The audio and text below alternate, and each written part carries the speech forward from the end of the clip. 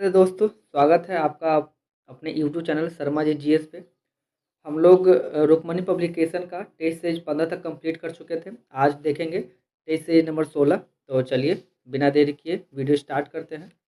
तो आइए पहले क्वेश्चन से हम लोग शुरू करेंगे इसको। तो देखते हैं पहला क्वेश्चन।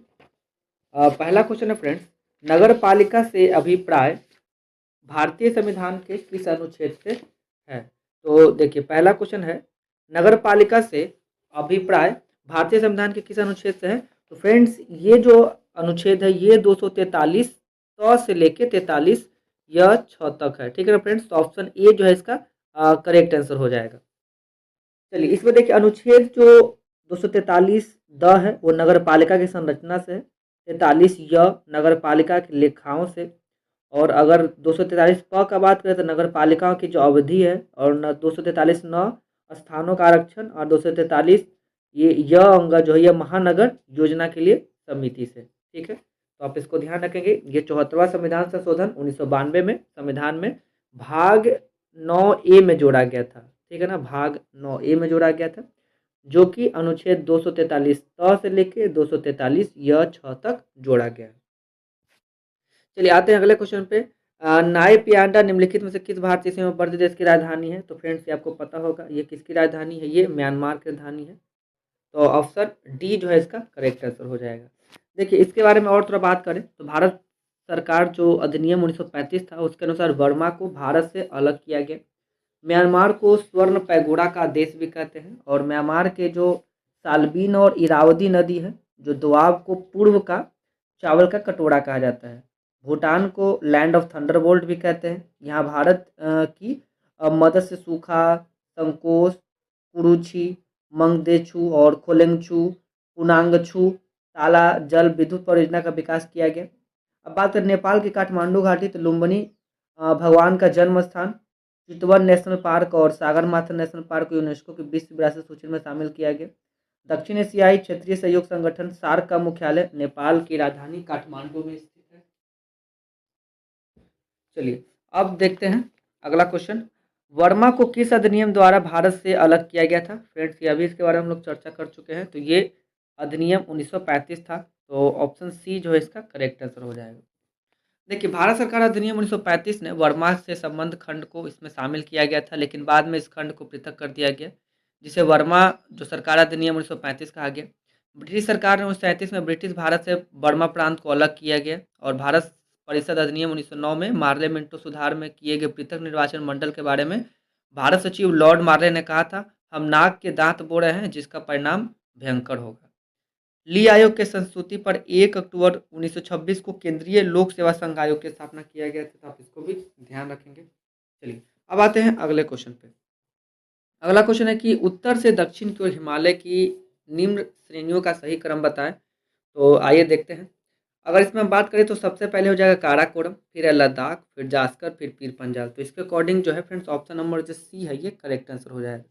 देखिए पहले काराकोरम है, फिर लद्दाख, फिर जास्कर और फिर पीर पंजाल। ठीक है, अब थोड़ा सा इसका और देख लेते हैं। इसमें जैसे ट्रांस अथवा तिब्बत हिमालय है, ये महान हिमालय के उत्तर में पूर्व पश्चिम दिशा में फैला हुआ है। ट्रांस हिमालय का अधिकांश भाग तिब्बत में स्थित है, इसलिए इसे तिब्बत हिमालय भी कहते हैं। ट्रांस हिमालय के पर्वत श्रेणियों में लद्दाख, जास्कर, कैलाश और काराकोरम आता है। काराकोरम की अगर प्रमुख चोटी की बात करें तो केटू है, उसको गॉडविन आइलैंड के नाम से भी जाना जाता है। गॉडविन आइलैंड भारत की सबसे ऊंची तथा विश्व की दूसरी सबसे ऊंची चोटी है। इसकी ऊंचाई की बात करें तो 8611 मीटर है इसकी ऊंचाई। और हम देख लेते हैं इसमें काराकोरम श्रेणी है जो पश्चिम की ओर पामीर घाट और पूर्व की ओर कैलाश श्रेणी से मिल जाती है। लास्कर जो लद्दाख है वो जास्कर के समानांतर फैली हुई है। लद्दाख के पूर्व की ओर कैलाश श्रेणी है, और जास्कर श्रेणी की जो औसत ऊंचाई है लगभग 6000 मीटर के आसपास है। चलिए अब आते हैं अगले क्वेश्चन पे। अगला क्वेश्चन है हमारा, भारत के राष्ट्रीय ध्वज का डिजाइन किसने किया है था? तो ये आपको पता होना चाहिए इसका आंसर। इसका आंसर पिंगली वेंकैया नायडू हो जाएगा। तो जो पिंगली है, ये पिंगली वेंकैया ने इनका वो किया, डिजाइन किया। और एक और है मैडम भीखा जी कामा, जो 1907 में पहली बार झंडा जो फहराई थी, जो डिजाइन किया था स्टुटगार्ड में, जो कि जर्मनी में है। एनी बेसेंट कांग्रेस की पहली महिला अध्यक्ष बनी थी। सरोजिनी नायडू कांग्रेस की पहली भारतीय महिला अध्यक्ष बनी थी। अगर बात करें विजया लक्ष्मी पंडित की, तो जो यूएन की महासभा की अध्यक्षता की थी। तो आप इन भी ध्यान रखेंगे। अब आते हैं अगले क्वेश्चन पे। अगला क्वेश्चन है आईपीएल 2023 के 16वां संस्करण में सर्वाधिक रन इनके द्वारा बनाया गया था, यानी कि ऑरेंज कैप दिया गया था, किन्हें दिया गया था? तो फ्रेंड ये यशस्वी जायसवाल थे। ठीक है, ऑप्शन डी इनको मिला था, यशस्वी जायसवाल को। देखिए, सॉरी माफ कीजिएगा फ्रेंड्स, यशस्वी जायसवाल नहीं हो जाएंगे, शुभमन गिल हो जाएंगे। शुभमन गिल हो जाएंगे करेक्ट आंसर। 16वां संस्करण हुआ था ये, जिसमें इनको ऑरेंज कैप दिया गया था। और बात करें गुजरात टीम के जो गेंदबाज मोहम्मद शमी थे, उनको 28 विकेट लेने के लिए पर्पल कैप दिया गया था। और आईपीएल 2023 का जो फाइनल मैच है वो चेन्नई सुपर किंग और गुजरात टाइटंस के बीच में हुई थी, जिसमें चेन्नई सुपर किंग्स ये खिताब जीत लिया था गुजरात टाइटंस को हरा कर। सर्वाधिक बार अगर आईपीएल जो है वो चेन्नई सुपर किंग्स और मुंबई इंडियंस के द्वारा 5-5 बार बराबर दोनों जीती जा चुकी है। चलिए अब आते हैं अगले क्वेश्चन पे। विश्व का विख्यात तेल शोधक कारखाना अब्दान, अब्दान कहाँ है? तो फ्रेंड्स अब्दान है ईरान में, ठीक है ना। तो ईरान इसका करेक्ट आंसर हो जाएगा। तो देखिए, अगर ये इसमें बात करें और भारत का बात करें, तो भारत का जो सबसे बड़ा तेल शोधक कारखाना है निजी क्षेत्र का, वो जामनगर में है, यानी कि रिलायंस पेट्रोकेमिकल लिमिटेड का है। और ओपेक पेट्रोलियम उत्पादक देशों का एक समूह है, और ओपेक का स्थापना 1960 में किया गया था। और भारत में 1970 से 1990 के दशक प्रारंभ में तेल संकट आया था। और ओपेक का मुख्यालय फ्रेंड्स ऑस्ट्रिया यानी कि वियना में है। और ओपेक की अगर फुल फॉर्म का बात करें तो ये हो जाएगा organisation of petroleum exporting country. ठीक है, चलिए अब आते हैं अगले क्वेश्चन पे। अब्दान कहाँ हो जाएगा? ईरान में। अगला क्वेश्चन है कि हमारे संविधान में न्यायिक समीक्षा की धारणा किस देश के संविधान से ली गई है? तो फ्रेंड्स ये लिया गया है यूएसए से, ठीक है ना। तो यूएसए आप ध्यान रखेंगे। जो न्यायिक समीक्षा है अमेरिका के संविधान से लिया गया। और इंग्लैंड से संसदीय प्रणाली भारतीय संविधान में लिया गया है। कनाडा से संघीय प्रणाली संविधान लिया गया है। और ऑस्ट्रेलिया से समवर्ती सूची और भारतीय संविधान में लिया गया। भारतीय संविधान में सर्वाधिक भाग जो है वो भारत शासन अधिनियम 1935 से लिया गया है। चलिए अब आते हैं अगले क्वेश्चन पे। भारत का संविधान किस तिथि को स्वीकार किया गया था? तो देखिए, स्वीकार कब किया गया था? 26 नवंबर 1949 को, ठीक है ना। 26 नवंबर 1949 को ये स्वीकार किया गया। तो ऑप्शन सी इसका करेक्ट आंसर हो जाएगा। और 26 जनवरी 1950 को इसको लागू किया गया था, तो आप इसको डेट को याद रखेंगे। संविधान सभा का निर्माण जो है कैबिनेट मिशन के प्रस्ताव पर हुआ था। और भारतीय संविधान संविधान सभा द्वारा बनाया गया। 26 नवंबर को संविधान दिवस के रूप में मनाया जाता है, 26 नवंबर को, ठीक है। अब देखिए 26 जनवरी 1950 को 12 से 12 मई 1952 तक संविधान सभा अंतरिम संसद के रूप में कार्य किया था, तो आप इसको भी ध्यान रखेंगे। अब आते हैं अगले क्वेश्चन पे। अगला क्वेश्चन है भारत में प्रधानमंत्री तब तक अपने पद पर रहता है जब तक उसे प्राप्त है, तो उसे क्या प्राप्त है फ्रेंड्स? लोकसभा का विश्वास, ठीक है ना। तो ऑप्शन सी जो है इसका करेक्ट आंसर हो जाएगा। अब आते हैं इसका थोड़ा सा डीप देख लेते हैं। इसमें ना अनुच्छेद 75 के तहत प्रधानमंत्री लोकसभा के बहुमत दल का नेता होता है। और बात करें तो इनकी नियुक्ति कौन करते हैं? तो ये राष्ट्रपति करते हैं। ये राष्ट्रपति के प्रसाद पर्यंत बने रहते हैं। और प्रधानमंत्री में मंत्रियों की कुल संख्या प्रधानमंत्री को शामिल करके लोकसभा के कुल सदस्यों की संख्या तो 15% से अधिक नहीं हो सकती है, ठीक है। और 91वां जो संविधान संशोधन हुआ था 2003 में, प्रधानमंत्री या कोई मंत्री यदि लोकसभा में अपना बहुमत खो देता है तो मंत्री परिषद को त्यागपत्र देना पड़ता है, तो आप इसको भी ध्यान रखेंगे।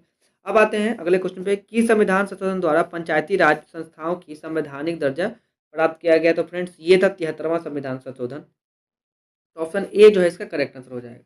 देखिए, संविधान के अनुच्छेद 40 में राज्य को यह निर्देश दिया गया है कि वह राज्य ग्राम पंचायत का संगठन करेगा और उनके स्वायत्त शासन की इकाइयों के रूप में कार्य करने का अधिकार देगा। परंतु संविधान में इस अनुच्छेद के होते हुए भी संपूर्ण देश में पंचायती राज व्यवस्था का संतोषजनक विकास नहीं हो पाया था। तो पीवी नरसिम्हा राव के प्रयास से 1992 में संसद द्वारा पारित 73वें संविधान संशोधन को मंजूरी मिली। इसके तहत संविधान में भाग 9 में अनुच्छेद 243 क से लेकर 9 तक जोड़ा गया, तो आप इसको ध्यान रखेंगे। अब आते हैं अगले क्वेश्चन पे। अगला क्वेश्चन है निम्नलिखित में से कौन सी रचना महात्मा गांधी से संबंधित नहीं है? तो देखिए ये कौन सी रचना हो जाएगी फ्रेंड्स?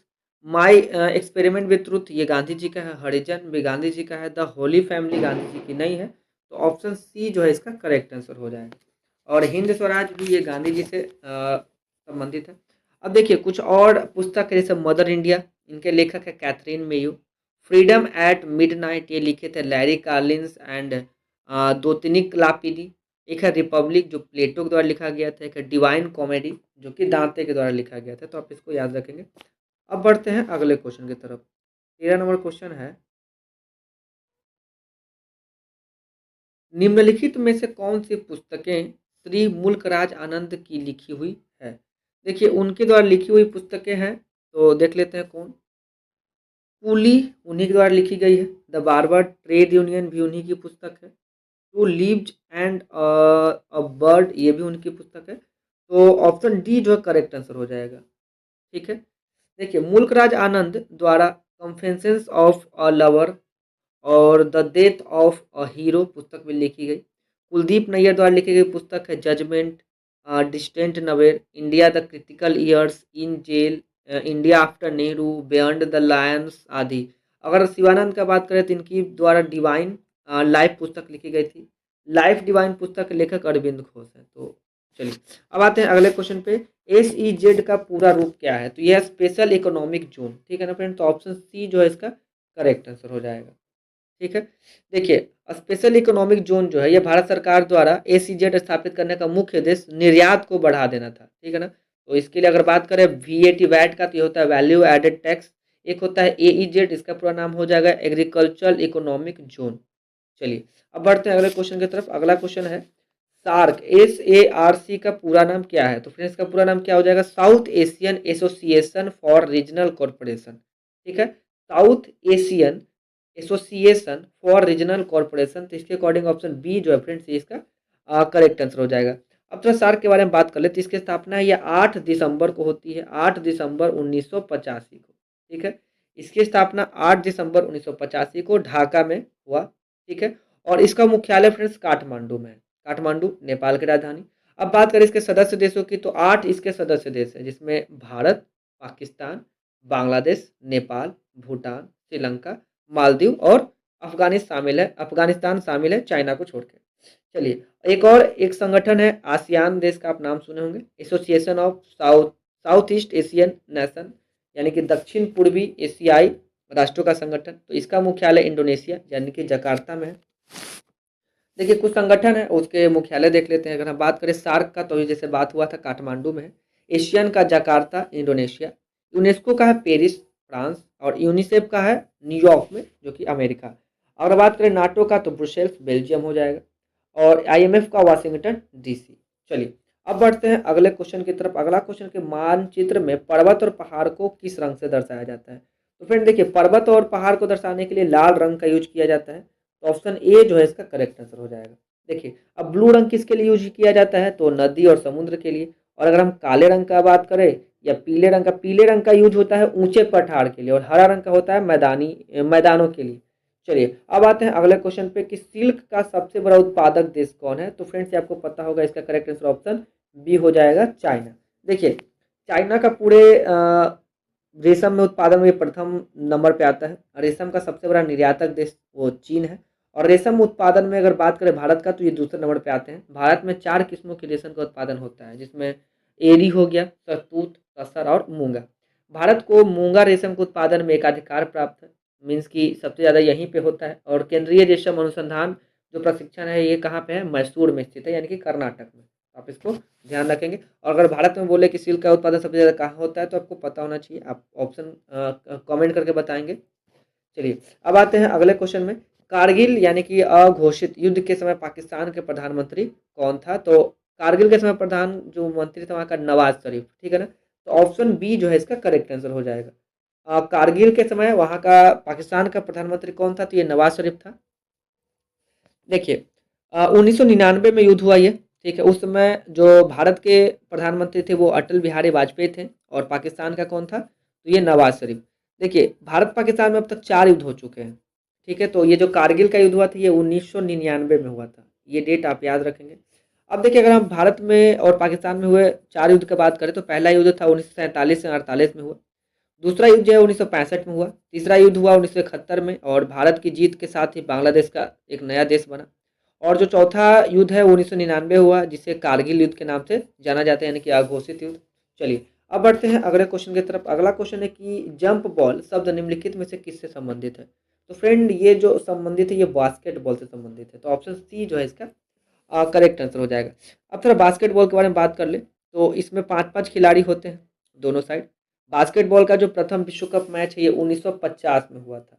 ठीक है ना, ये 1950 में हुआ था। और वाटर पोलो खेल की बात करें तो ये इंग्लैंड में शुरू हुआ। और टी शब्द पोलो खेल से संबंधित है, क्यू शब्द बिलियर्ड से, और बटरफ्लाई तैराकी से संबंधित शब्द है। चलिए अब आते हैं अगले क्वेश्चन पे। अगला क्वेश्चन है कि उस अमेरिकी नागरिक आंदोलन कार्यकर्ता का नाम क्या है जिन्होंने प्रसिद्ध भाषण आई हैव अ ड्रीम दिया था? तो फ्रेंड्स ये है मार्टिन लूथर किंग जूनियर। तो ऑप्शन बी जो है इसका करेक्ट आंसर हो जाएगा। देखिए, किंग जूनियर जिन्होंने प्रसिद्ध भाषण आई हैव अ ड्रीम दिया था, मार्टिन किंग लूथर जूनियर ने अमेरिका में नस्ल भेदभाव का बहुत तेजी से विरोध किया था। मार्टिन किंग लूथर जूनियर को यूएसए का गांधी भी कहा जाता है और इनकी हत्या नस्लवाद के प्रतिक्रिया के रूप में 1968 में कर दिया गया था। 1968 में इनकी हत्या कर दी गई। और अगर हम बात करें अब्राहम लिंकन की, तो ये दास प्रथा को अमेरिका में समाप्त किए। तो आप ये भी याद रखेंगे। अब आते हैं अगले क्वेश्चन पे। अगला क्वेश्चन है, निम्नलिखित में से कौन सी आकृति भूमिगत जल से बनी है? तो भूमिगत जल से बनी फ्रेंड्स कास्ट बीडो। तो कास्ट बीडो क्या हो जाएगा? करेक्ट आंसर हो जाएगा। देखिए, कास्ट बीडो क्या है? भूमिगत जल से निर्मित आकृति है। अगर हम बात करें सर्क, हिम अपरदन से निर्मित आकृति है। ड्रमलिन जो ये हिम निक्षेपण से निर्मित स्थलाकृति है। तो आप इसको भी ध्यान रखेंगे। अब आते हैं अगले क्वेश्चन पे। पौधों में मुख्य या प्राथमिक पोषक तत्व क्या होते हैं? तो फ्रेंड नाइट्रोजन, फास्फोरस और पोटास यही होते हैं इसके प्राथमिक पोषक तत्व। तो ऑप्शन बी जो है इसका करेक्ट आंसर हो जाएगा, नाइट्रोजन, फास्फोरस और पोटास। देखिए, अगर हम बात करें पोषक तत्व के पौधों की आवश्यकता अनुसार निम्न प्रकार के वर्गीकृत किया गया। पहला है मुख्य पोषक तत्व, जो कि आप देख लिए नाइट्रोजन, फास्फोरस और पोटास। और एक होता है गौण पोषक तत्व, जिसमें हम लोग कैल्शियम, मैग्नीशियम और गंधक। और अगर सूक्ष्म पोषक तत्व का बात करें तो लोहा, जिंक, कॉपर, मैग्नीज, मालिब्डेनम, बोरॉन और क्लोरीन वगैरह है। चलिए अब बढ़ते हैं अगले क्वेश्चन की तरफ। अगला क्वेश्चन है, एस्किमो के घर बने होते हैं बर्फ के, फूस के, लकड़ी के, पत्थर के। तो बहुत ईजी से क्वेश्चन है फ्रेंड्स, आप बता सकते हैं बर्फ के बने होते हैं। ठीक है। अब देखिए, ऑल यह यूरोप के काकेकस पर्वतीय और मरुस्थलीय क्षेत्र में पाई जाने वाली मानव जाति का आवास है। ठीक है। अगर बात करें इजबा, तो ये उत्तरी रूस के ग्रामीण क्षेत्रों में तिकोनी रंगीन दीवारों वाला मानव आवास है। और यूर्त जो है यह मध्य एशिया के स्टेपी क्षेत्र के किर्गिज, कालामुख और कज्जाक और प्रजातियों का आवास है, जो पशुओं की खाल से बना होता है। तो आप इसको भी याद रखेंगे। दिल्ली की से पहले भारत की राजधानी क्या थी फ्रेंड्स? अगर दिल्ली से पहले भारत की राजधानी की बात करें तो ये कलकत्ता था। तो ऑप्शन बी जो है इसका करेक्ट आंसर हो जाएगा। देखिए, 1911 में जॉर्ज पंचम के सम्मान में दिल्ली दरबार का आयोजन किया गया, जिसमें राजधानी कलकत्ता से दिल्ली को स्थानांतरित करने का निर्णय लिया गया था, जो कि लागू कब होता है? तो 1912 में। ठीक है ना। ये दिल्ली दरबार लगी कब थी? 1911 में। और 1912 में ये लागू हुआ। कलकत्ता से दिल्ली राजधानी परिवर्तित जो है किए थे, उसमें किसका कार्यकाल चल रहा था फ्रेंड? लॉर्ड हार्डिंग का। लॉर्ड हार्डिंग का कार्यकाल चल रहा था, लॉर्ड हार्डिंग का। ठीक है ना। तो आप इसका नाम याद रखेंगे, लॉर्ड हार्डिंग सेकेंड। ठीक है ना, लॉर्ड हार्डिंग सेकेंड का कार्यकाल चल रहा था। रास बिहारी घोष 23 दिसंबर 1912 को दिल्ली के चांदनी चौक पर लॉर्ड हार्डिंग पर बम फेंकते हैं। ठीक है। 1916 में लॉर्ड हार्डिंग जो है द्वितीय को बनारस हिंदू विश्वविद्यालय का कुलाधिपति नियुक्त किया गया। 12 दिसंबर 1911 को दिल्ली दरबार में बंगाल विभाजन को रद्द कर दिया गया। आप इसको भी ध्यान रखेंगे। और बंगाल विभाजन होता कब है आप हमें कमेंट करके बताएंगे, और उस समय गवर्नर कौन था? अब देखिए, वायसराय कौन था? अब देखिए, जॉर्ज पंचम ने बंगाल से बिहार को अलग करने की घोषणा किया। तो आप इसको भी ध्यान रखेंगे। चलिए अब आते हैं अगले क्वेश्चन पे। अगला क्वेश्चन है, राष्ट्रपति लोकसभा के सदस्यों में निम्न को प्रतिनिधित्व देने के लिए नामित कर सकता है। अगर लोकसभा में बात करें तो फ्रेंड्स ये एंग्लो इंडियन है। तो ऑप्शन ए जो इसका करेक्ट आंसर हो जाएगा। देखिए, अनुच्छेद 331 के आधार पर राष्ट्रपति लोकसभा में एंग्लो इंडियन समुदाय से 2 व्यक्तियों को नामित कर सकते हैं। लेकिन फ्रेंड्स 126वां जो संविधान संशोधन होता है, ठीक है ना, 126वां संविधान संशोधन 104 संविधान संशोधन एक्ट द्वारा एंग्लो इंडियन समुदाय के आरक्षण बढ़ाने का प्रावधान नहीं किया गया। इस प्रकार अब राज्यपाल और राष्ट्रपति जो है एंग्लो इंडियन को मनोनीत नहीं करेंगे। तो ये अब खत्म हो चुका है। चलिए अब अनुच्छेद देख लेते हैं। अनुच्छेद 330 लोकसभा में अनुसूचित जाति और जनजाति के आरक्षण का उल्लेख करता है। अनुच्छेद 332 ये विधानसभा में अनुसूचित जाति और जनजाति के लिए आरक्षण का उल्लेख करता है। और अनुच्छेद 333 जो है ये विधानसभा में आंग्ल भारतीय समुदाय के लिए आरक्षण का प्रावधान करता था। चलिए 330 और 332 आप याद रखेंगे। अब आते हैं अगले क्वेश्चन की तरफ। अगला क्वेश्चन है 26 नंबर क्वेश्चन, लाल त्रिकोण का संबंध किससे है? तो फ्रेंड्स ये परिवार कल्याण से। तो ऑप्शन ए जो है इसका करेक्ट आंसर हो जाएगा। देखिए, अगर और भी हम कुछ चिन्ह का बात करें तो कमल, कमल संस्कृति और सभ्यता का प्रतीक है। रेड क्रॉस डॉक्टरी सहायता का और अस्पताल का। लाल झंडा क्रांति का प्रतीक है। काला झंडा अगर बात करें तो ये विरोध का प्रतीक है। और पीला झंडा संक्रमण जो ग्रस्त रोगी हैं उनके लिए जाने वाले वाहनों पर लगा होता है। तो आप इसको ध्यान रखेंगे। आगे बढ़ते हैं अगले क्वेश्चन की तरफ। अगला क्वेश्चन है कि कंटूर रेखा दर्शाती है। तो फ्रेंड ये समुद्र तल से समान ऊंचाई एवं आकार वाले स्थानों को। तो ऑप्शन ए जो है ना इसका करेक्ट आंसर हो जाएगा। अब देखिए आइसोबार क्या होता है। आइसोबार समान दाब वाले स्थानों को मिलाने वाला रेखा है। आइसोहाइट क्या होता है फ्रेंड्स। आइसोहाइट समान वर्षा वाले स्थानों को मिलाने वाला रेखा कहलाता है। चलिए अब आते हैं अगले क्वेश्चन पे। अगला क्वेश्चन है कि कर्क रेखा भारत के कितने राज्यों से होकर गुजरती है। तो आपको पता होना चाहिए फ्रेंड्स ये 8 राज्यों से होकर गुजरती है। देखिए वो 8 राज्य कौन कौन से हैं। इसमें अगर हम बात करें तो इसका एक ट्रिक है मित्र पर गमछा झाड़। अगर आप वो याद कर लेते हैं तो बहुत अच्छा है। मित्र पर गमछा झाड़। देखिए अगर हम बात करें मी से तो मिजोरम हो जाएगा, और मी त्र से त्रिपुरा हो जाएगा। अगर पर से बात करें तो पश्चिम बंगाल, और र से हो जाएगा राजस्थान, और ग से हो जाएगा गुजरात, अब म से हो जाएगा मध्य प्रदेश, झ से हो जाएगा झाड़, गमछा झाड़, तो झारखंड और छत्तीसगढ़। तो राजस्थान, गुजरात, मध्य प्रदेश, छत्तीसगढ़, राजस्थान, पश्चिम बंगाल, त्रिपुरा और मिजोरम, ये 8 राज्य हैं। देखिए पृथ्वी के जो चुंबकीय विषुवत रेखा दक्षिणी भारत में त्रिवेंद्रम से गुजरती है, और 23.5 डिग्री उत्तरी अक्षांश को कर्क रेखा कहते हैं, और 23.5 डिग्री दक्षिणी अक्षांश को मकर रेखा कहते हैं। चलिए अब बढ़ते हैं अगले क्वेश्चन की तरफ। अगला क्वेश्चन है 29 नंबर क्वेश्चन। अ लाइफ पुस्तक रचयिता कौन है। तो फ्रेंड्स ये लिखे हैं तस्लीमा नसरीन। तो ऑप्शन ए जो है इसका करेक्ट आंसर हो जाएगा। देखिए तस्लीमा नसरीन की और भी बुक हैं जैसे कि लज्जा, फ्रेंच लवर और बेस्तरम, ये इन्हीं की लिखी हुई पुस्तक है। अब बढ़ते हैं अगले क्वेश्चन। तो कावेरी नदी बहती है। तो कावेरी नदी बहती है कहाँ फ्रेंड। दक्षिण भारत में। ऑब्वियसली ये दक्षिण भारत की नदी है, तो करेक्ट आंसर हो जाएगा। कावेरी नदी कर्नाटक के ब्रह्मगिरी से निकलती है और बंगाल की खाड़ी में जाके गिर जाती है। नर्मदा नदी फ्रेंड्स विंध्याचल पर्वत श्रेणी में स्थित अमरकंटक की पहाड़ी से निकलकर खंभात की खाड़ी में गिरती है। अगर बात करें ताप्ती तो ये मुल्ताई पहाड़ी से निकलकर सूरत के निकट खंभात की खाड़ी में गिरती है। लूनी नदी अजमेर जिले में नाग पहाड़ी से निकलकर कच्छ के रण में विलीन हो जाती है। चलिए अब बढ़ते हैं अगले क्वेश्चन पे। अगला क्वेश्चन के भारतीय वन सर्वेक्षण द्वारा वन सर्वेक्षण रिपोर्ट 2021 के अनुसार पश्चिम बंगाल के बाद दूसरा सर्वाधिक मैंग्रोव वन किस राज्य के तटवर्ती इलाकों में पाए जाते हैं। तो फ्रेंड्स ये गुजरात हो जाएगा। सबसे ज़्यादा अगर बात करें तो ये पश्चिम बंगाल है, और दूसरे नंबर पे किसका, ये गुजरात का नंबर आता है। देखिए भारत में जो सर्वाधिक मैंग्रोव वन है वो पश्चिम बंगाल कम से करीबन 2114 किलोमीटर स्क्वायर तक फैला हुआ है। उसके बाद फिर नंबर आता है गुजरात का 1175 किलोमीटर स्क्वायर। मैंग्रोव वन जो फ्रेंड्स दलदल में पेड़ों और झाड़ियों को संदर्भित करते हैं। क्षेत्रफल की दृष्टि से सर्वाधिक वन वाला राज्य वो मध्य प्रदेश हो जाएगा, फिर अरुणाचल प्रदेश, फिर छत्तीसगढ़, उड़ीसा और महाराष्ट्र।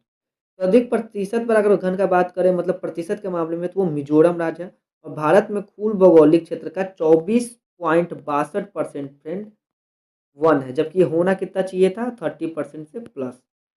चलिए अब आते हैं अगले क्वेश्चन पे। अगला क्वेश्चन है घाना पक्षी अभयारण्य किस राज्य में स्थित है। तो फ्रेंड्स ये राजस्थान में है। जो घाना पक्षी अभयारण्य है ये राजस्थान में स्थित है। देखिए उसके बाद अगर बात करें गिर राष्ट्रीय उद्यान का तो ये गुजरात में मिल जाएगा।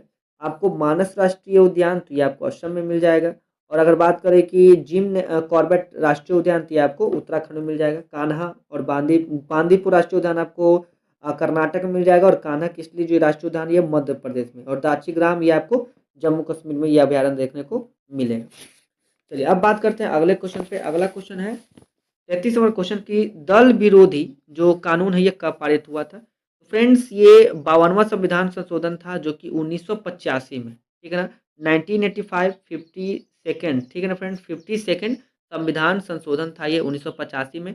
और इसमें एक नई अनुसूची जोड़ी गई थी 10वीं अनुसूची, जिसमें दल बदल के प्रावधानों को लिखा गया था। उस समय जो तत्कालीन अगर प्रधानमंत्री की बात करें तो वो राजीव गांधी थे। तो 10वां संविधान संशोधन अधिनियम 1991 के द्वारा भूतपूर्व जो पुर्तगाली क्षेत्र था दादर नगर हवेली को भारत में शामिल कर उन्हें केंद्र शासित प्रदेश का दर्जा 1961 में दिया गया था।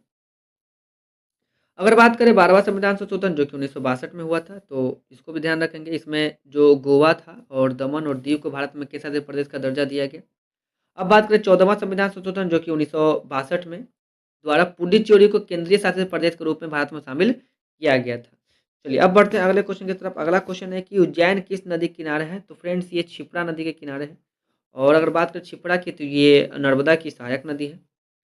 देखिए उज्जैन क्षिप्रा नदी के किनारे बसा हुआ है। क्षिप्रा या शिप्रा जो है ये उज्जैन शहर में है। गोदावरी नासिक, कावेरी तिरुचिल्लापल्ली और ब्रह्मपुत्र डिब्रूगढ़, लखनऊ, गोमती, अयोध्या सरयू नदी किनारे बसी है। चलिए अब बढ़ते हैं अगले क्वेश्चन, कथकली किस राज्य का शास्त्रीय नृत्य है? तो फ्रेंड्स कथकली जो है ये केरल का है, तो कथकली केरल हो जाएगा। और एक और है मोहिनी अट्टम, तो मोहिनी अट्टम भी केरल का ही नृत्य है। चलिए शास्त्रीय नृत्य, और अगर बात करें तमिलनाडु, तमिलनाडु का क्या हो जाएगा फ्रेंड्स? भरतनाट्यम। और हम बात करें आंध्र प्रदेश का, तो क्या हो जाएगा फ्रेंड्स? आंध्र प्रदेश का हो जाएगा कुचिपुड़ी, और असम का हो जाएगा क्या? बिहू। ठीक है, तो आप इसको ध्यान रखेंगे। और उत्तर प्रदेश का हो जाएगा कथक।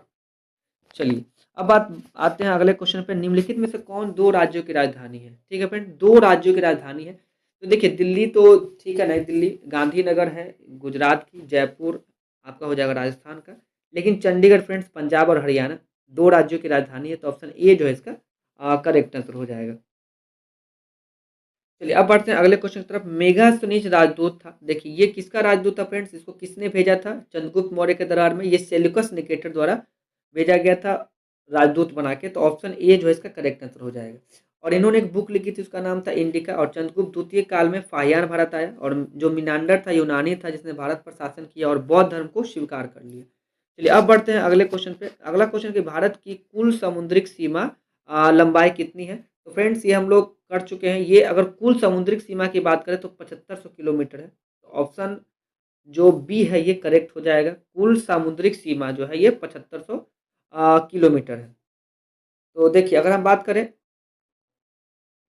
भारत के मुख्य भूमि से तट की लंबाई, तो ये 6100 किलोमीटर है। भारत का जो मूल जो सीमा है अगर उसकी बात करें तो 6100 किलोमीटर है, जबकि संपूर्ण भारतीय भूमि जो है ये 7500 किलोमीटर है। भारत के स्थलीय सीमा से संबंधित 7 देश हैं।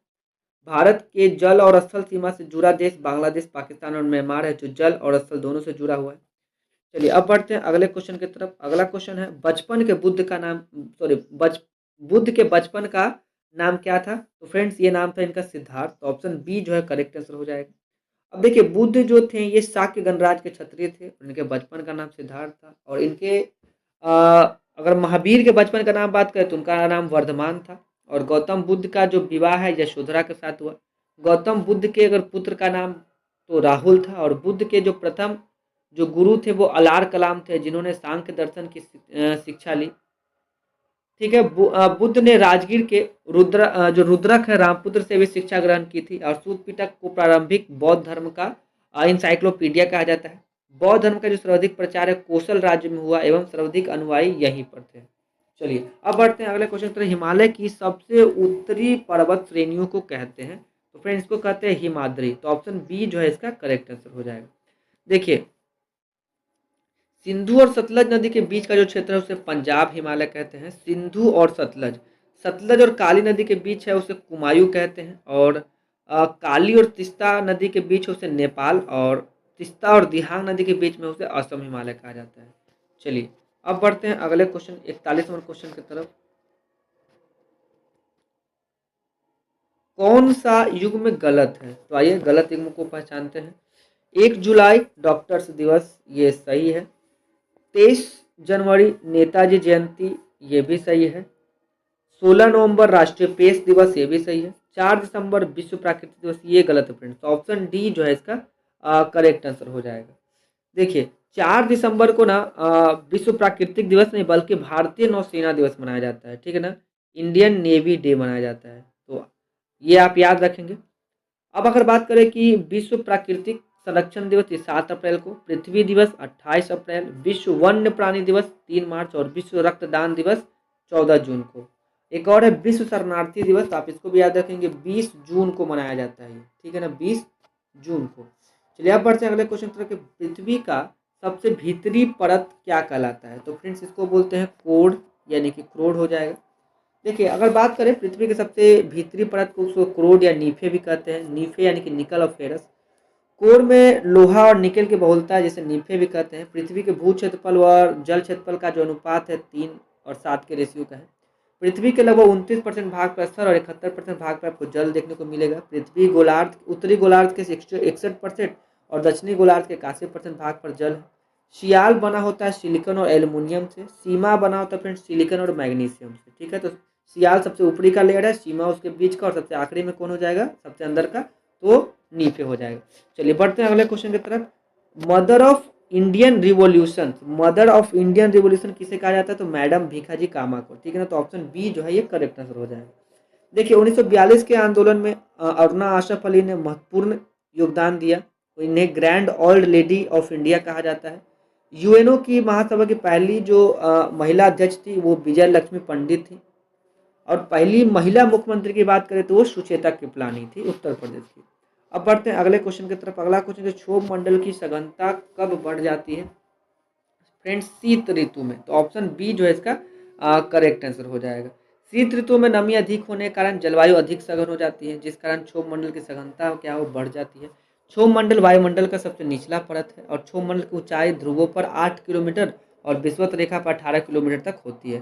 सभी प्रकार की जो वायुमंडलीय घटनाएं जैसे कि बादल, आंधी तूफान, वर्षा, ये सब इसी क्षोभ मंडल में होता है। और क्षोभ मंडल को संवहन मंडल या अधोमंडल भी कहा जाता है, तो आप इसको भी ध्यान रखिए। अगला क्वेश्चन है कि साइलॉक नामक पात्र विलियम शेक्सपियर की किस रचना का पात्र है? तो फ्रेंड्स ये पात्र है मर्चेंट ऑफ वेनिस, ठीक है ना। तो ऑप्शन सी जो है इसका करेक्ट आंसर हो जाएगा। मर्चेंट ऑफ वेनिस का प्रकाशन कब हुआ था? तो 1596 में इसका प्रकाशन होता है फ्रेंड, तो आप इसको ध्यान रखेंगे। अब आते हैं अगले क्वेश्चन पे। अगला क्वेश्चन है कि मई 2023 में 57वां ज्ञानपीठ पुरस्कार किसे मिला? फ्रेंड्स ये 2023 का बात हो रहा है, तो ये मिला था दामोदर मौजे को। तो ऑप्शन बी जो है इसका करेक्ट आंसर हो जाएगा, ठीक है। ये अगर बात करें 57वां ज्ञानपीठ पुरस्कार 2022 को कोंकणी भाषा में दिया गया। और 56वां जो दिया मिला था फ्रेंड्स, ये मिला था असमिया कवि थे नीलमणि फुकन को, ठीक है ना, जिनका हाल ही में निधन हो गया है, तो आप याद रखेंगे। और इसकी स्थापना कब की गई थी? तो 1961 में। 1961 में ज्ञानपीठ पुरस्कार की स्थापना किया गया था, ठीक है। और जो पहला ज्ञानपीठ पुरस्कार है आप ये भी ध्यान रखेंगे शंकर कुरूप को वर्ष 1965 में दिया गया था, ठीक है ना। शंकर, श्री शंकर कुरूप का आप नाम याद रखेंगे। देखिए अगर बात करें 32वां सरस्वती सम्मान जो कि 2022 में ये शिव शंकरी को सूर्यवंशम के आत्मकथा कथा के लिए दिया गया। 32वां व्यास सम्मान 2022 ज्ञान चतुर्वेदी को पागल खाना उपन्यास के लिए दिया गया। और 32वां बिहारी जो पुरस्कार है 2022 का, ये डॉक्टर माधव हाड़ा को दिया गया था, तो आप ये सब याद रखेंगे। चलिए बढ़ते हैं अगले क्वेश्चन की तरफ। विश्व में सर्वप्रथम किस देश ने हाइड्रोजन से चलने वाली ट्रेन शुरू किया है? तो फ्रेंड्स ये किया है जर्मनी में। ऑप्शन बी क्या हो जाएगा इसका करेक्ट आंसर हो जाएगा। देखिए इंडिया मार्केट में भारत की पहली हाइड्रोजन कार जो है टोयोटा मिराई को नितिन गडकरी द्वारा लॉन्च किया गया। एशिया में सबसे पहले हाइड्रोजन स्वचालित ट्रेन को चीन में शुरू किया गया था। भारत में पहला जो हाइड्रोजन है ये ट्रेन जिंद सोनीपत मार्ग पर चलाए जाने की संभावना है। अब भारत का जो पहला बुलेट ट्रेन मुंबई के से अहमदाबाद के बीच 508 किलोमीटर पर चलेगी, तो आप इसको भी ध्यान रखेंगे। अब बढ़ते हैं फोबोस किस ग्रह का निकटतम और सबसे बड़ा चंद्रमा है? तो ये फ्रेंड्स ये है मंगल का। फोबोस और डिमोस दो तरह के दो दो चंद्रमा है उसके नेचुरल सेटेलाइट से। ये मंगल ग्रह सौर मंडल में सूर्य से चौथा ग्रह है, ठीक है। मंगल ग्रह को लाल ग्रह के नाम से भी जानते हैं। और अगर मंगल ग्रह के पलायन वेग का बात करें तो 5.027 किलोमीटर पर सेकेंड है। और अगर बात करें कि पृथ्वी का सबसे निकट का तारा कौन है फ्रेंड्स, तो आप लोग कमेंट करके हमको जरूर बताएं। चलिए अब बढ़ते हैं अगले क्वेश्चन की तरफ। इसरो द्वारा भारत का पहला ध्रुवीय मिशन का नाम क्या रखा गया? तो इसका नाम रखा गया था एक्सपोसैट, ठीक है फ्रेंड्स। ऑप्शन ए जो है इसका करेक्ट आंसर हो जाएगा। देखिए इसका मतलब हो गया एक्सरे पोलरीमीटर सैटेलाइट, ठीक है ना। सैट का अगर बात करें तो अब देखिए भारत का जो पहला निजी रॉकेट था वो विक्रम को इसरो ने लॉन्च किया, ठीक है। विश्व के सबसे बड़ा जो निजी संचार उपग्रह जुपिटर है 3 को स्पेस एक्स कंपनी द्वारा लॉन्च किया गया था। चलिए अब बढ़ते अगले क्वेश्चन की तरफ। राष्ट्रीय खेल पुरस्कार के तहत मेजर ध्यानचंद खेल रत्न से सम्मानित श्री शरद कमल अचंता किस खेल से संबंधित है? तो फ्रेंड्स ये टेबल टेनिस से संबंधित है। श्री शरद कमल अचंता टेबल टेनिस से संबंधित है। 2022 में इनको लाइफ टाइम अचीवमेंट का पुरस्कार यानी कि ध्यानचंद पुरस्कार मिला था। अश्वनी अकुंजी एथलेटिक्स है। और धर्मवीर की बात करें तो ये हॉकी से संबंधित है। बीसी सुरेश कबड्डी और नीर बहादुर गुरुप ये पैरा एथलेटिक्स से उनको भी सम्मानित किया गया। मेजर ध्यानचंद खेल पुरस्कार में राशि 25 लाख रुपए और अर्जुन पुरस्कार और द्रोणाचार्य पुरस्कार में लाइफ टाइम श्रेणी की राशि 15 लाख रुपए है, तो आप इसको ध्यान रखेंगे। अब बढ़ते हैं अगले क्वेश्चन की तरफ। अगला क्वेश्चन है पारिस्थितिकी तंत्र में उच्चतम पोषण स्तर किसे प्राप्त होता है? तो फ्रेंड्स ये प्राप्त होता है अपघटक को, ठीक है ना। तो ऑप्शन सी जो है इसका करेक्ट आंसर हो जाएगा।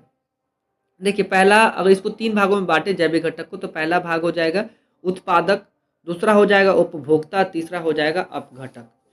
चलिए यहाँ साइंस का क्वेश्चन शुरू है फ्रेंड्स 51 से। अब 52 देख लेते हैं। घड़ी में स्फटिक क्रिस्टल का कार्य किस पर आधारित किया गया आधारित है? तो फ्रेंड्स ये आधारित है दाब विद्युत प्रभाव पे, तो ऑप्शन बी जो है इसका करेक्ट आंसर हो जाएगा। देखिए प्रकाश विद्युत प्रभाव की खोज ने हर्ट ने की थी और सिद्धांत जो है अल्बर्ट आइंस्टाइन ने दिया था। आइंस्टाइन को इसी खोज के लिए भौतिक का नोबेल पुरस्कार भी सम्मानित किया गया था, प्रकाश विद्युत प्रभाव। ठीक है, अगर विद्युत बल्ब के आविष्कार की बात करें तो वो एडिसन ने किया था। और सीजियम जो है 133 परमाणु के ग्राउंड स्टेट में कंपन जो है ये 9192631776 के आवर्तकाल को 1 सेकंड कहा जाता है, तो आप इसको ध्यान रखेंगे। अब बढ़ते हैं अगले क्वेश्चन तरफ। प्रकाशीय सजावट तथा विज्ञापन के लिए विसर्जन नालिकाओं में प्रयुक्त होने वाली कौन सी गैस है? तो फ्रेंड्स ये गैस है नियोन। ठीक है ना, तो ऑप्शन बी जो है इसका करेक्ट आंसर हो जाएगा। देखिए SO2 तथा NO2 को अम्लीय वर्षा में प्रयुक्त होने वाली गैसें हैं। CO2 का उपयोग अग्निशामक यंत्र में यानी कि आग बुझाने में किया जाता है। अब देखिए ग्लोबल वार्मिंग का सबसे ज़्यादा प्रभाव फ्रेंड्स ये आपको पता होगा कि CO2 गैस का होता है। अगर हम बात करें प्राथमिक प्रदूषक गैसों का तो वह NOx, CO, SOx, मरकरी, ये सब प्राथमिक प्रदूषण गैस है। द्वितीय प्रदूषण गैस में आ जाता है O3, H2SO4, HNO3, HO2, PAN, ये सब। चलिए अब बढ़ते हैं अगले क्वेश्चन की तरफ। अगला क्वेश्चन के शरीर में ऑक्सीजन की पूर्ति किसके माध्यम से होती है? तो फ्रेंड्स ये होती है लाल रक्त कोशिकाओं से। तो ऑप्शन बी जो है इसका करेक्ट आंसर हो जाएगा। हमारे शरीर में आरबीसी का निर्माण फ्रेंड्स बोन मैरो यानी कि अस्थि मज्जा में होता है, जो रक्त में मिलकर ऑक्सीजन की पूर्ति का माध्यम बनता है। आरसीबी में केंद्रक नहीं होता है, परंतु ऊंट और लामा में आरसीबी होता है। देखिए श्वेत रक्त कणिकाएं जो यानी कि डब्ल्यूबीसी का निर्माण भी अस्थि मज्जा में ही होता है और डब्ल्यूबीसी का जो जीवन काल है 2 से 4 दिन का होता है। ठीक है, एवं मृत्यु रक्त में हो जाती है। ठीक है, अब देखिए डब्ल्यूबीसी का मुख्य कार्य क्या होता है फ्रेंड्स? हमको रोगों से बचाना यानी कि रोगों के जो संक्रमक है उससे बचाना। और अगर आरबीसी के जीवन काल का बात करें ये 100 से 120 दिनों के बीच का होता है। चलिए अब देखते हैं अगला क्वेश्चन, 55 नंबर क्वेश्चन है। सोरा जो बारूद बनाने के काम में आता है का रासायनिक नाम है? तो सोरा का रासायनिक नाम क्या फ्रेंड्स? पोटेशियम नाइट्रेट यानी कि KNO3। ऑप्शन ए इसका सॉरी ऑप्शन सी इसका करेक्ट आंसर हो जाएगा। पोटेशियम नाइट्रेट KNO3 इसका रासायनिक सूत्र होता है। देखिए बारूद जो है फ्रेंड्स सल्फर, चारकोल और नाइटर का मिश्र धातु है। तो इन तीनों को मिलाने से फ्रेंड्स बारूद बनते हैं। अब देखिए एक डायनामाइट भी है, तो वो भी एक विस्फोटक है जिसके आविष्कारक कौन है? Alfred Nobel. और इन्हीं के स्मृति में आपको याद होगा कि 901 से 901 से नोबेल पुरस्कार दिया जाता है फ्रेंड्स। तो शांति का नोबेल पुरस्कार जो ये नॉर्वे की राजधानी ओस्लो से दिया जाता है और बाकी जो ये स्वीडन की राजधानी स्टॉकहोम से नोबेल प्राइज दिया जाता है। RDX क्या होता है फ्रेंड्स? रिसर्च डेवलप्ड एक्सप्लोसिव, तो आप इसको भी ध्यान रखेंगे। और इसका रासायनिक नाम क्या होता है?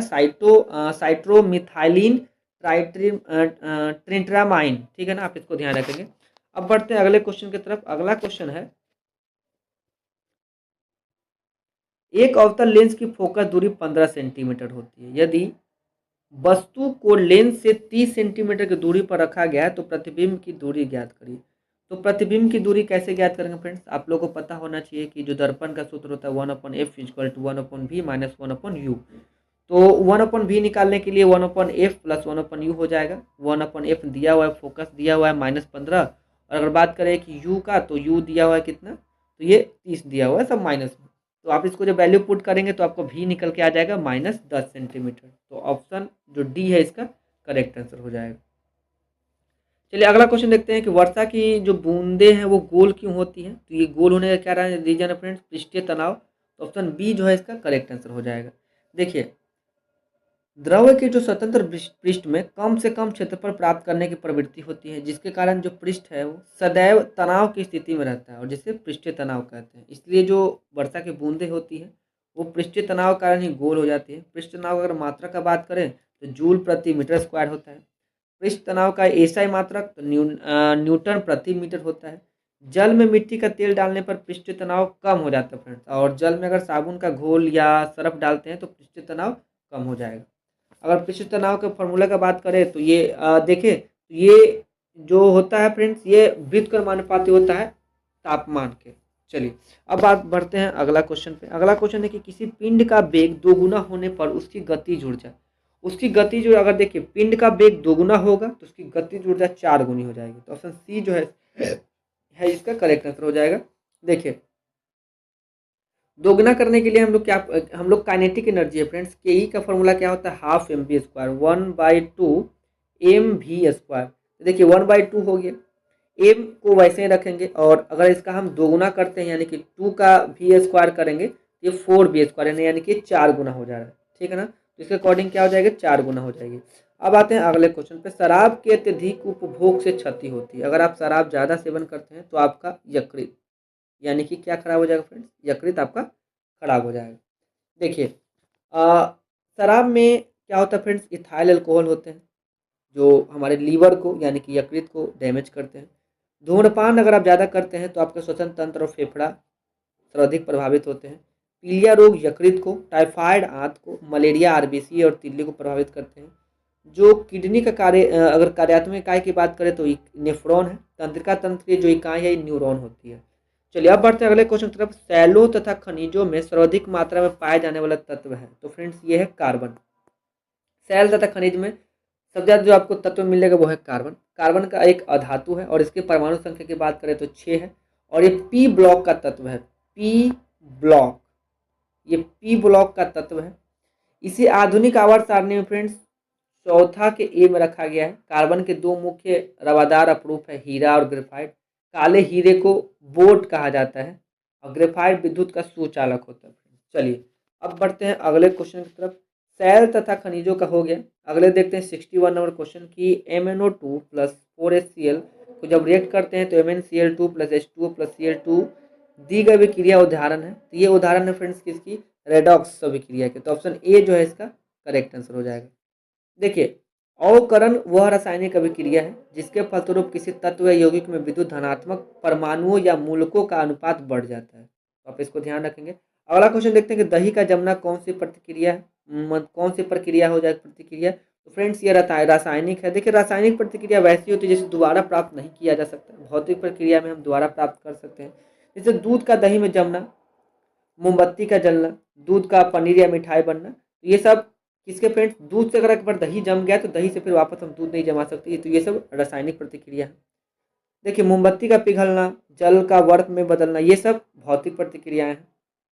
अब आते हैं अगले क्वेश्चन पे। अगला क्वेश्चन है 63 नंबर क्वेश्चन की सोडियम सल्फेट और बेरियम सल्फेट की अभिक्रिया में बनने वाला सफेद अवक्षेप क्या होता है। तो फ्रेंड्स ये अवक्षेप क्या है, बेरियम सल्फेट है। तो ऑप्शन ए जो है इसका करेक्ट आंसर हो जाएगा। चलिए अब बढ़ते हैं अगले क्वेश्चन की तरफ। अगला क्वेश्चन है कि आधुनिक आवर्त सारणी में अंतिम उपधातु है। तो इसमें अंतिम उपधातु फ्रेंड्स पोलोनियम, पोलोनियम जो है अंतिम उपधातु है। और अगर इसके परमाणु संख्या की बात करें तो 84 है, ठीक है ना फ्रेंड्स, 84 है। और पोलोनियम का मुख्य समस्थानिक की संख्या 210 होती है और इसको सूत्र होता है PO, ठीक है ना, पोलोनियम। आप इसको ध्यान रखेंगे। चलिए अब बढ़ते हैं अगले क्वेश्चन पर। यदि अम्ल की प्रतिक्रिया जिंक के टुकड़े से कराई जाए तो कौन सी गैस निकलती है। यानी कि अम्ल, हम Zn लेते हैं और अम्ल में हम H2SO4 यानी कि सल्फ्यूरिक एसिड के साथ अगर इसकी अभिक्रिया कराते हैं तो हमको इसके पर आप क्या हो जाएगा, जिंक सल्फेट मिलेगा फ्रेंड्स। उसके साथ साथ हमको हाइड्रोजन मिलेगा। तो इसका करेक्ट आंसर क्या हो जाएगा, H2, ठीक है ना। अगर हम किसी भी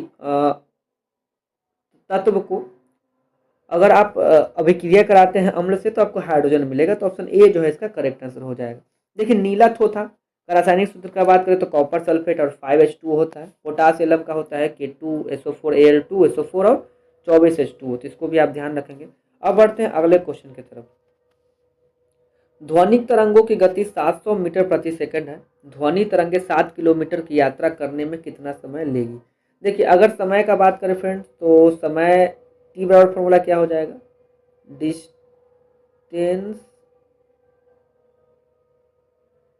अपॉन स्पीड, ठीक है, डिस्टेंस अपॉन स्पीड। तो देखिए हमको गति कितना दिया है, इसमें 700 मीटर प्रति सेकंड है। और अगर हम बात करें डिस्टेंस का तो वो दिया है 7 किलोमीटर का। तो देखिए इसको हम लिख सकते हैं 7 × 1000 मीटर में सबको चेंज करने पे और नीचे हो जाएगा 700 ms, ठीक है फ्रेंड। तो यहाँ से क्या हो जाएगा, ये 2 जीरो से 2 जीरो खत्म, ये 7 से 7 खत्म, यानी कि हमारे पास बचेगा 10 सेकेंड, ठीक है ना। तो इसको 10 सेकेंड का टाइम लग जाएगा। तो ऑप्शन सी जो है इसका करेक्ट आंसर हो जाएगा फ्रेंड्स। चलिए अब तो ध्वनि के बारे में देख लेते हैं। यह निर्वात में गमन नहीं कर सकता है, ठीक है ना। और ध्वनि तरंग एक अनुदैर्ध्य तरंग है। ध्वनि तरंग का ठोस एवं द्रव गैस में घटते हुए क्रम में, देखिए सबसे ज़्यादा जो ध्वनि ये ठोस में ट्रेवल करती है, फिर द्रव में, फिर गैस में, निर्वात में गमन नहीं कर सकती है। अब बढ़ते हैं अगले क्वेश्चन की तरफ। अगला क्वेश्चन है कि मीथेन गैस बनती है। तो friends methane gas sodium acetate को सोडा लाइम के साथ गर्म करने पे बनता है, तो ऑप्शन ए जो है इसका करेक्ट आंसर हो जाएगा। अगर हम मीथेन गैस का बात करें तो CH4 होता है इसका सूत्र, ठीक है। तो मीथेन को मार्स गैस भी कहा जाता है। कोयले के खान में विस्फोट का मुख्य कारण भी मीथेन गैस ही होता है। बायोगैस में 65% से अधिक जो है ये मीथेन गैस पाया जाता है। व्हेल मछली की मृत्यु के बाद जो विस्फोट का कारण बनती है वो भी मीथेन गैस ही है। चलिए अब बढ़ते हैं अगले क्वेश्चन पे। अगला क्वेश्चन है 68 number question. 68 number question friends, हीरा और ग्रेफाइट में मुख्य अंतर है। देखिए अगर दोनों के मुख्य अंतर का बात करें तो चतुष्फलकीय संरचना और षटकोणीय संरचना, ये संरचना का अंतर होता है इसमें, तो ऑप्शन ए जो है इसका करेक्ट आंसर हो जाएगा। देखिए कुछ और अंतर देख लेते हैं। अगर हीरा तो यह कठोर होता है जबकि ग्रेफाइट मुलायम होता है। हीरा विद्युत का कुचालक होता है जबकि ग्रेफाइट आपको पता है सुचालक होता है। हीरे के अगर अपेक्षित घनत्व का बात करें तो 3.52 होता है और ग्रेफाइट का 2.52 होता है। और हीरा क्या होता है फ्रेंड्स, ये पारदर्शी है, रंगहीन होता है, जबकि ग्रेफाइट अपारदर्शी और काले रंग का होता है। हीरा आकृति चतुष्फलकीय होती है जबकि ग्रेफाइट की जो आकृति है फ्रेंड्स षटकोणीय होती है। चलिए अब बढ़ते हैं अगले क्वेश्चन में। शुष्क सेल में जिंक की सतह पर होती है, तो शुष्क सेल में जिंक की सतह पर क्या मिलेगा फ्रेंड्स, ये होती है ऋणात्मक होती है, तो ऑप्शन बी जो है इसका करेक्ट आंसर हो जाएगा। चलिए अब बढ़ते हैं अगले क्वेश्चन की तरफ। आदर्श गैस नियम के अनुसार गैस का ग्राम अनुक आयतन कितना होता है, तो फ्रेंड्स ये होता है 22.4L, ठीक है, तो इसका ये करेक्ट आंसर हो जाएगा। चलिए अब बढ़ते हैं अगले क्वेश्चन की तरफ। अगला क्वेश्चन है कि मानव का 71 नंबर, मानव में कौन सा रक्त ग्रुप प्रायः अधिक पाया जाता है, तो सबसे अधिक पाया जाता है फ्रेंड्स बी पॉजिटिव, तो ऑप्शन बी जो है इसका करेक्ट आंसर हो जाएगा।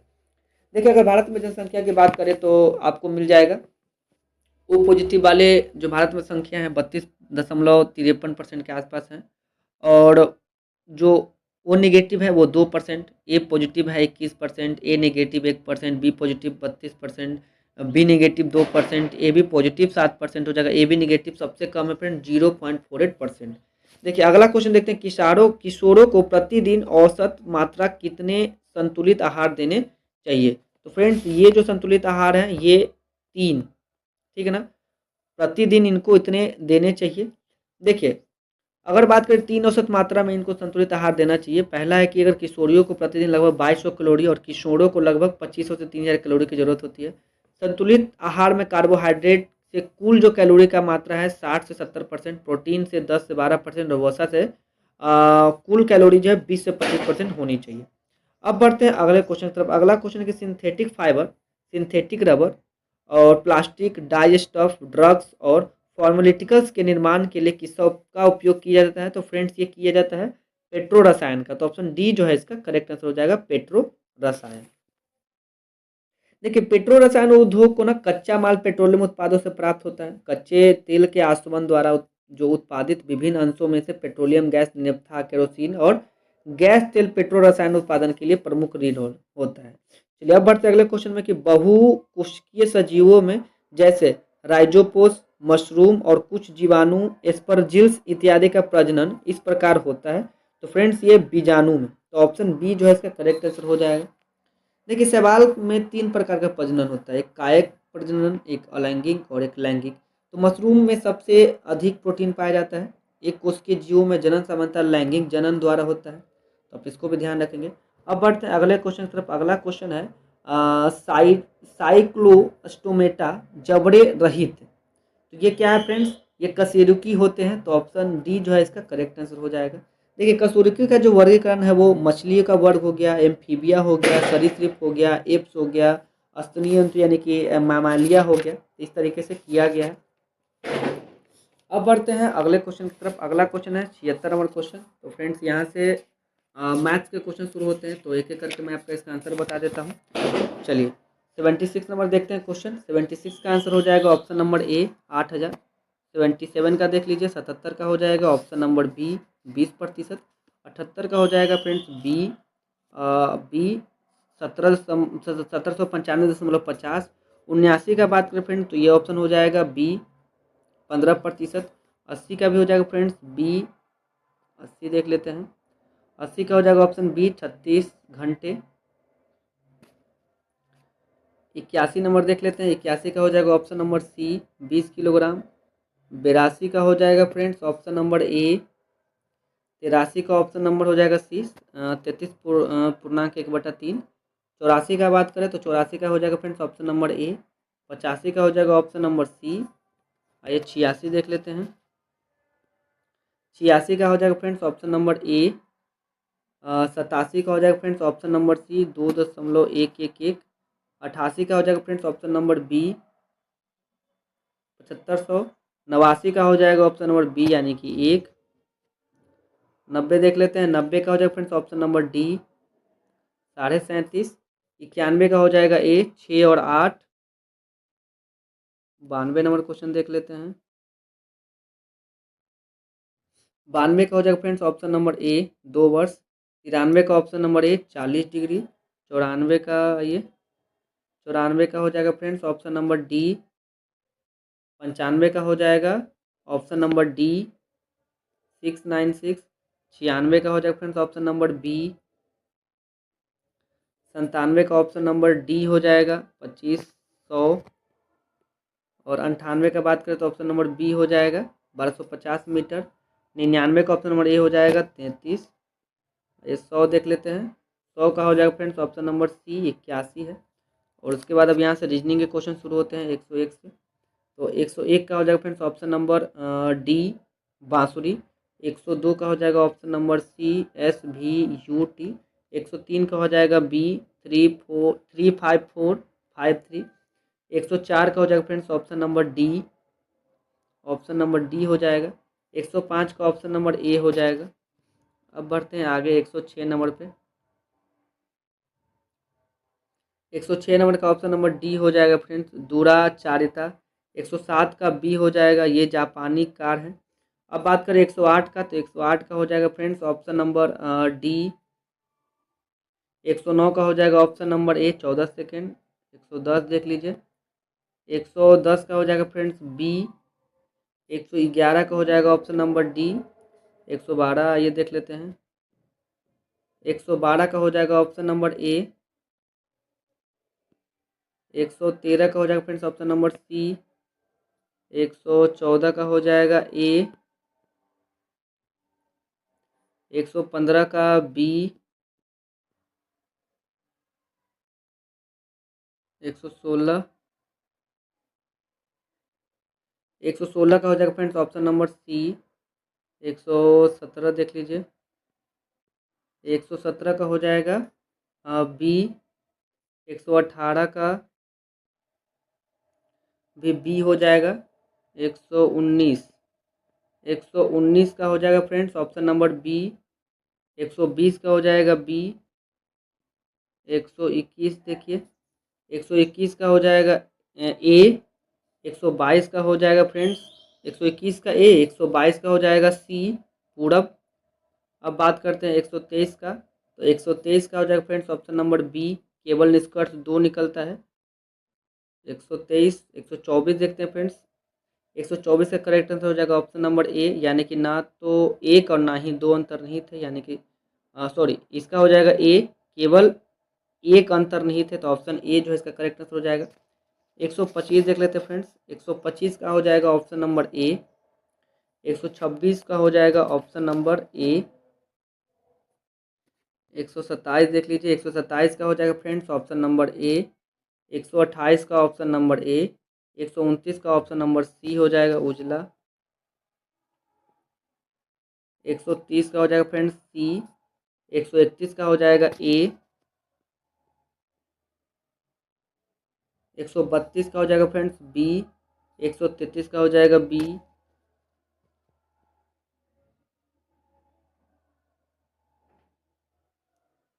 134 का हो जाएगा फ्रेंड्स ऑप्शन नंबर ए। 135 का हो जाएगा डी मामा। 136 का हो जाएगा ए रेटिना। 137 का हो जाएगा फ्रेंड्स ऑप्शन नंबर बी। 138 का हो जाएगा ऑप्शन ए। 139 का हो जाएगा फ्रेंड्स ऑप्शन नंबर सी हो जाएगा इसका। 140 का बात करें तो ये हो जाएगा ऑप्शन नंबर ए। 141 का हो जाएगा फ्रेंड्स ऑप्शन नंबर ए। 142 देख लीजिए। 142 का हो जाएगा ऑप्शन नंबर ए।